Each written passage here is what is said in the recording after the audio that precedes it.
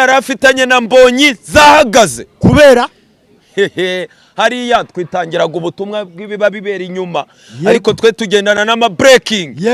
breaking news Urban Boys umuntu bitelement nawe simbuye The Ben